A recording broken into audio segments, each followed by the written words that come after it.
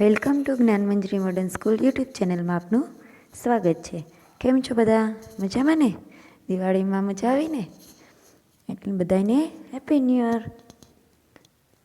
આપણે આજે જે કાવ્ય છે, આપણા દ્વિતીય સત્રની શરૂઆત થઈ ગઈ છે અને બધાએ એવી આશા રાખીએ છીએ કે પાઠ્યપુસ્તક ખરીદી લીધા હશે. અને ખરીદી લીધા હોય તો જ્યારે પણ તમે આ વિડીયો જોવા બેસો, લેક્ચર ભરો, ત્યારે બધાએ ચોપડી લઈને બેસવું. બરાબર છે? તો અહીંયા આપણે પહેલું કાવ્ય છે, ઇતની શક્તિ હમે દેના દાતા. આપણે જ્યારે સભા કરીએ કે ત્યારે આ પ્રાર્થના આપણે ગાઈએ છીએ. બરાબર છે ને? જ્યારે પણ પ્રાર્થના કરવાનું કહે ત્યારે આ આપણને આવડે જ છે. અને આના હિસાબે એના લીધે આપણને આ કાવ્ય પણ આવડી જ છે. ઇતની શક્તિ હમે દેના, મન કા વિશ્વાસ કમજોર હોના છે ને આપણે કાવ્ય. બરાબર? આ પ્રાર્થના છે. આનો પ્રકાર શું કહેવાય? પ્રાર્થના. એ પ્રાર્થના છે. સવારે ઉઠીને આપણે પેલા ભગવાનને યાદ કરીએ છીએ તો તે આ રીતે છે કે સવારે ઉઠીને આપણે બધા ભગવાનને યાદ કરીએ છીએ. બરાબર છે? તો આ કાવ્ય છે ઇતની શક્તિ હમે દેના, પ્રાર્થના કાવ્ય છે. તો અહીંયા આપણે પેલા પ્રસ્તાવના જોઈએ. यह एक प्रार्थना काव्य है. काव्य में ईश्वर से प्रार्थना की गई है कि किसी भी परिस्थिति में किसी से कोई भूल न हो, सबका जीवन उदार बने, ऐसी मंगल कामना की गई है. किसी के प्रति बैर भावना या बदले की भावना मन में न रहकर सभी का जीवन मधुबन बने, ऐसी भावना व्यक्त की गई है. તો કહેવાનો આમાં ભાવાર્થ એવો છે કે આ પ્રાર્થનામાં ભગવાન પાસે, ઈશ્વર પાસે કે એવી પ્રાર્થના કરવામાં આવી છે કે બધાનું જીવન છે એ મંગલમય બને અને કોઈ પણ પરિસ્થિતિમાં કોઈ પણ જાતની ભૂલ ન થાય એવી મંગલ કામના કે એવી સારી કામના કરવામાં આવી છે. અને કોઈના પ્રત્યે બદલો લેવાની ભાવના ન રહે એવી આમાં ભાવના વ્યક્ત કરવામાં આવી છે. તો પહેલાં આપણે કાવ્ય છે તે વાંચશું, એટલે કે ગાશું અને પછી એના વિશે સમજણ લેશું. इतनी शक्ति हमें देना दाता, मन का विश्वास कमजोर होना, हम चले नेक रस्ते पे हमसे भूल कर भी कोई भूल होना, इतनी शक्ति हमें देना दाता, मन का विश्वास कमजोर होना, दूर अज्ञान के हो अंधेरे, तू हमें ज्ञान की रोशनी दे, हर बुराई से बचते रहे हम, जितनी भी दे भली जिंदगी दे, बैर होना किसी का किसी से, भावना मन में बदले की होना, हम चले नेक रस्ते पे हमसे भूल कर भी कोई भूल होना, हम न सोचे हमें क्या मिला है, हम ये सोचे किया क्या है अर्पण, फूल खुशियों के बाटे सभी को, सबका जीवन भी बन जाए मधुबन, अपनी करुणा का जल तू बहा के, कर दे पावन हर एक मन का कोना, हम चले नेक रस्ते पे हमसे भूल कर भी कोई भूल होना, हम अंधेरे में रोशनी दे, खो न दे खुद को ही दुश्मनी से, हम सदा पाए अपने किए की, मौत भी हो तो सहले खुशी से, कल जो गुजरा है फिर से न गुजरे, आने वाला वो कल ऐसा होना। हम चले नेक रास्ते पे, हमसे भूल कर भी कोई भूल होना। हर तरफ जुल्म है बेबसी है, समा समा सहाय आदमी है, पाप का बोझ बढ़ता ही जाए, जाने कैसे ये धरती थमी है, बोझ ममता से तू ये उठा ले, तेरी रचना का ही अंत होना। हम चले नेक रास्ते पे, हमसे भूल कर भी कोई भूल होना।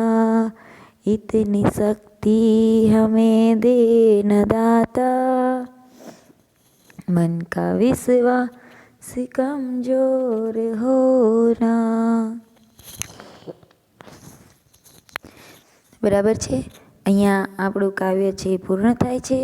આપણે શબ્દાર્થ જોઈએ.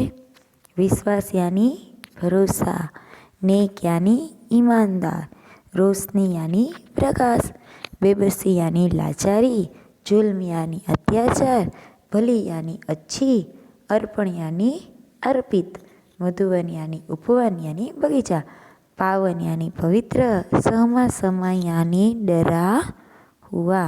હવે આપણે કાવ્યની સમજૂતી લેશું. પહેલાં છે પહેલું પંક્તિ છે, इतनी शक्ति हमें देना दाता, मन का विश्वास कमज़ोर होना, हम चले नेक रास्ते पे, हमसे भूल कर भी कोई भूल होना। तो કહેવામાં શું માગે છે કવિ આપકા પ્રાર્થનામાં કે હે દાતા યાની ઈશ્વર, તું અમને એટલી શક્તિ આપ કે તારા પરથી મારા મનનો વિશ્વાસ કદી ઓછો થાય નહીં. અમે હંમેશા ભલાઈ અને પ્રમાણિકતાના માર્ગ પર, રસ્તા ઉપર ચાલીએ અને અજાણતા પણ, ભૂલથી ને પણ અમારાથી કોઈ ભૂલ ન થાય. આગળની પંક્તિ, दूर अज्ञान के हो अंधेरे, तू हमें ज्ञान की रोशनी दे, हर बुराई से बचते रहे हम, जितनी भी दे भली जिंदगी दे, बेर होना किसी का किसी से, भावना मन में बदले की होना। तो એમાં શું કહેવા માગે છે? હે ઈશ્વર, હે પરમાત્મા, તું અમને જ્ઞાનનો પ્રકાશ આપ, જેથી અમારા જ્ઞાનનું અંધારું દૂર થઈ જાય, અમે દરેક ખરાબ કાર્યોથી દૂર રહીએ. તું અમને એટલી જિંદગી આપો, તમે અમને એટલી જિંદગી આપો તે ભલાઈથી ભરેલી હોય, કોઈની પણ સાથે અમારી દુશ્મનાવટ ન હોય, અને જો ક્યારેય થઈ જાય તો પણ અમારા મનમાં તેનો બદલો લેવાની કોઈ ભાવના ઉત્પન્ન થાય नहीं. बराबर है. आगर, हम न सोचे हमें क्या मिला है, हम ये सोचे किया क्या है अर्पण, फूल खुशियों के बाटे सभी को, सबका जीवन भी बन जाए मधुबन, अपनी करुणा का जल तू बहा के, कर दे पावन हर एक मन का कोना. તો આ કાવ્ય પંક્તિમાં શું કહેવા માગે છે? અમે એમ કદી પણ ન વિચારીએ કે અમને શું મળ્યું, અમે બસ એટલું જ વિચારીએ કે બીજાઓને અમે શું આપ્યું, અને અમે કોઈના જીવનમાં ખુશીઓના ફૂલ અમે વહેંચીએ અને સૌનું જીવન અમે સુંદર બનાવીએ તેવી પ્રાર્થના કરે છે. હે ઈશ્વર પરમાત્મા, તું તમારા પોતાની કરુણા છે એનું જે જળ છે એ અમારી પર વહાવી દો અને અમારા સૌના મનનો જે પણ ખૂણે ખૂણો છે એ પવિત્ર કરી દો. બરાબર છે. આગળની પંક્તિ,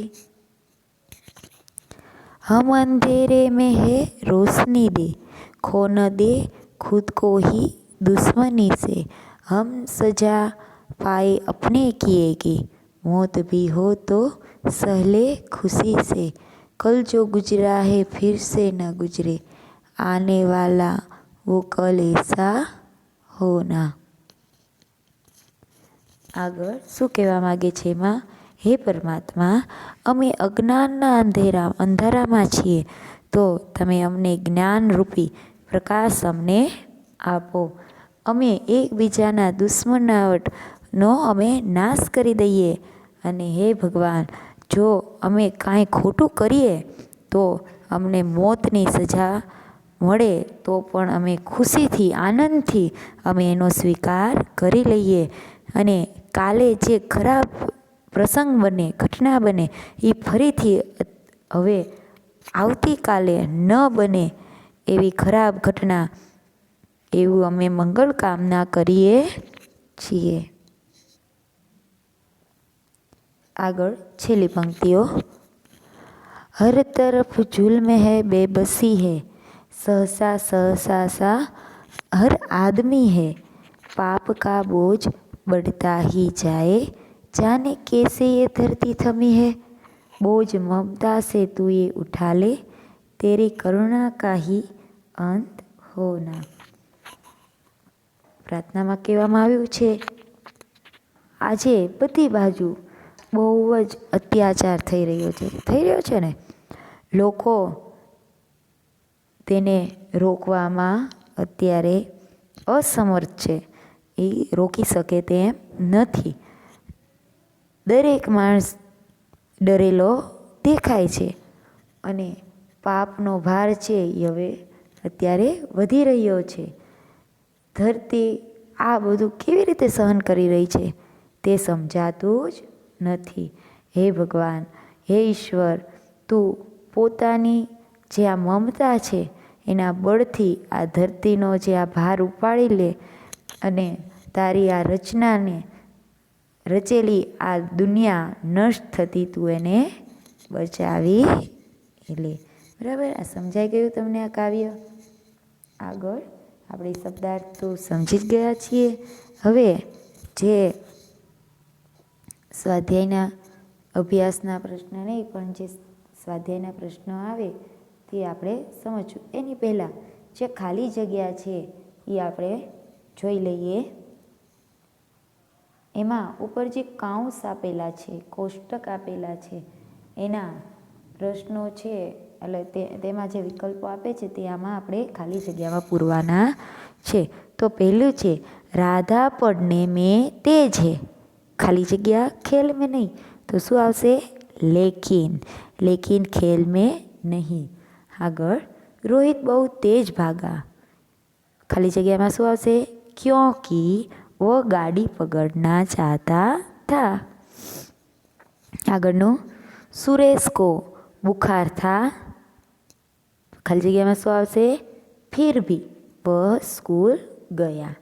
ચોથી ખાલી જગ્યા, मैं समझता हूँ, ખાલી જગ્યા वो क्या कहना चाहता है, તો શું આવે? मैं समझता हूँ कि वो क्या कहना चाहता है. આગળની ખાલી જગ્યા, आप चाय पसंद करेंगे, खाली जगह कॉफ़ी, आप चाय पसंद करेंगे या कॉफ़ी, खाली जगह में શું આવશે? યા. छठी खाली जगह, मैंने सुबह ही पढ़ाई कर ली, खाली जगह शाम को खेल सकूँ, तो શું આવશે એમાં? मैंने सुबह ही पढ़ाई कर ली ताकि शाम को खेल सकूँ. આગળની ખાલી જગ્યા, अध्यापक रुक गए, खाली जगह लड़के के बोलने की प्रतीक्षा करने लगे, अध्यापक रुक गए और लड़के के बोलने की प्रतीक्षा करने लगे. અહીંયા જે પ્રશ્ન 4 છે એમાં તમારે જે શબ્દ આપ્યા છે એની રીતે તમારે એનું વાક્ય બનાવવાનું છે. જો ઉદાહરણ આપેલું છે કુછ, તો કુછ કપડે ગંદે હે, તો સુંદર આવે તો વહ લડકી સુંદર હે, એવું લખી શકાય. તમારી રીતે તમે બધા વાક્યો છે એ તમારી રીતે તમારે બનાવવાના રહેશે. અહીંયા છે જે તે સંયુક્તાક્ષર તે શબ્દ बनाकर वाक्य में प्रयोग कीजिए. तो જે અલગ છે શબ્દ એનો તમારે ભેગો કરવાનો. ક તો ધક્કા, ઉસને મુझे ધક્કા મારા, વાક્ય પણ બનાવવાનું છે. જો બીજું છે એનું ઉદાહરણ આપું, ચચ્ચા તો કચ્ચા, તત્ત તો કુત્તા, બરાબર. એવી રીતે એનો એક એક શબ્દ લઈને વાક્ય બનાવવાનું છે. હવે છે સ્વાધ્યાય. स्वाध्याय पहलो प्रश्न है, हमें कैसे रास्ते पर चलना चाहिए क्यों? तो शू आवशे? हमें अच्छाई अथवा नेकी के रास्ते पर चलना चाहिए क्योंकि इससे जीवन में सुख और शांति मिल सकती है. आगळनो प्रश्न है, आने वाला कल कैसा होगा? तो जवाब है, आने वाला कल बीते हुए कल से अच्छा होगा. तीजो प्रश्न है, हम ईश्वर से कैसी जिंदगी की कामना करते हैं? जवाब है, हम ईश्वर से कामना करते हैं कि वह हमें जितनी भी जिंदगी दे वह भली हो. आगळनो चौथो, हमारे मन में कैसी भावना नहीं होनी चाहिए? तो इनो जवाब है, हमारे मन में किसी से बदला लेने की भावना नहीं होनी चाहिए. पांचमू है, हमें किसके बारे में सोचना चाहिए? तो शू आवशे एनो जवाब? हमें यह नहीं सोचना चाहिए कि हमें दूसरों से क्या मिला है, बल्कि यह सोचना चाहिए कि हमने दूसरों से के लिए क्या किया है. छठो प्रश्न है, हमारा मन पावन कैसे बनेगा? तो इनो जवाब है, हमारा मन करुणा के जल से पावन बनेगा. सातमू है, कविता में कैसा जल बहाने की प्रार्थना की गई है क्यों? तो इनो जवाब है, कविता में करुणा का जल बहाने की प्रार्थना की गई है क्योंकि उससे हम सबका मन पवित्र बना सकते हैं. आठवां प्रश्न है, किसकी रचना का अंत नहीं होना चाहिए? तो ईश्वर की बनाई हुई रचना का अंत नहीं होना चाहिए.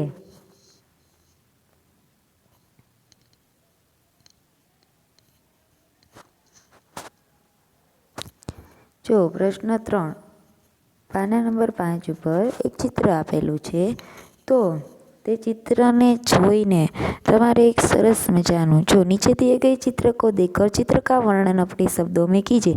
तमने ये चित्र में जे देखातुं होय तमारी रीते वाक्य बनावाना छे अने एनुं चित्रनुं वर्णन करवानुं छे. एक बार हूँ बोली जाऊं छुं.